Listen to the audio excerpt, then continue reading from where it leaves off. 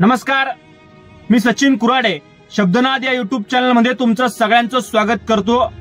मुद्दा खरं तर गायींचा आहे, मुद्दा हिंदू धर्माच्या अस्मितेचा आहे, मुद्दा तुमच्या आमच्या महाराष्ट्राच्या कायदा आणि सुव्यवस्थेचा आहे, मुद्दा खरं तर पोलिसांवरती असलेल्या विश्वासाचा आहे, मुद्दा त्याकडे आमच्या गोरक्षकांच्या जीवाचा आहे, मुद्दा आमच्या गोरक्षकाचा त्याकडे त्यांच्यावरती झालेल्या केसेसचा आहे। तुमच्या आमच्या महाराष्ट्रात खरं तर त्याकडे गोहत्येला बंदी आहे, पण तरी सुद्धा सर्रासपणे गायी कापल्या जातात।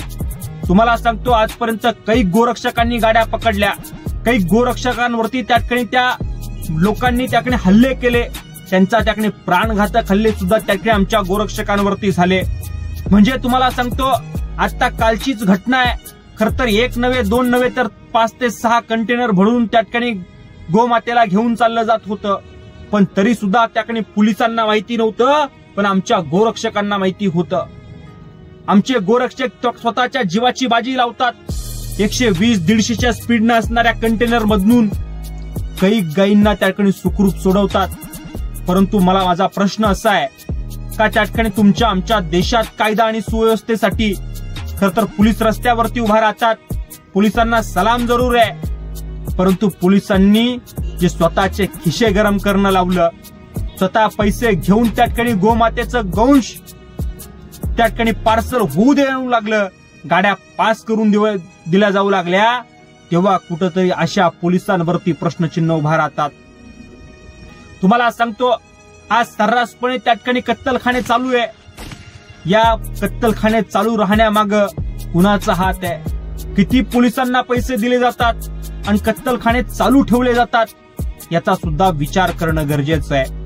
तुम्हाला सांगतो, बाकीच्या ठिकाणी सगळ्याच ठिकाणी पोलिसांनी त्याकडे चुकीचं समजत नाही, परंतु पोलिसांनी सुद्धा जर मनात आणलं ना, तर कुठल्याच गायीचा त्याठिकाणी कत्तल होणार नाही।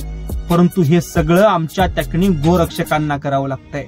आमचे गोरक्षक झगडतात, आमचे गोरक्षक त्याठिकाणी जवळपास जीवाची बाजी लावतात, आणि त्या भरधाव वेगाने जाणाऱ्या गाड्यांना रोखून खरं तर पोलिसांच्या त्याठिकाणी ताब्यात देतात। म्हणजे पोलिसांचं काम आमचे गोरक्षक करताय। त्यांनी हजारो त्याठिकाणी गायींना वाचवण्याचं काम या संबंध महाराष्ट्रातल्या सगळ्या गोरक्षकांना त्याठिकाणी केलं।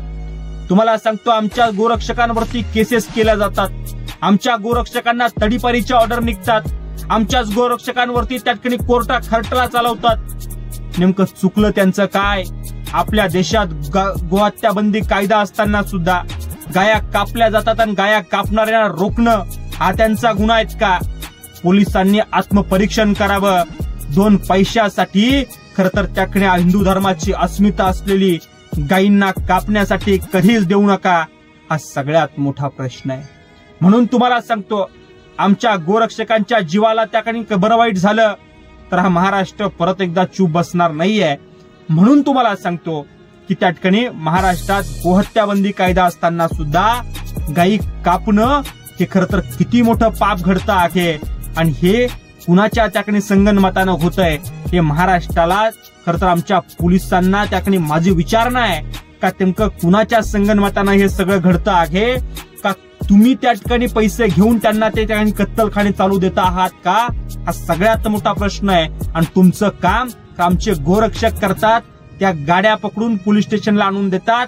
म्हणजे तुम्हाला सांगतो, तुमचं काम ही सगळी तरुण पोरं करताय। तरुण पोरं खरं तर सगळे लोक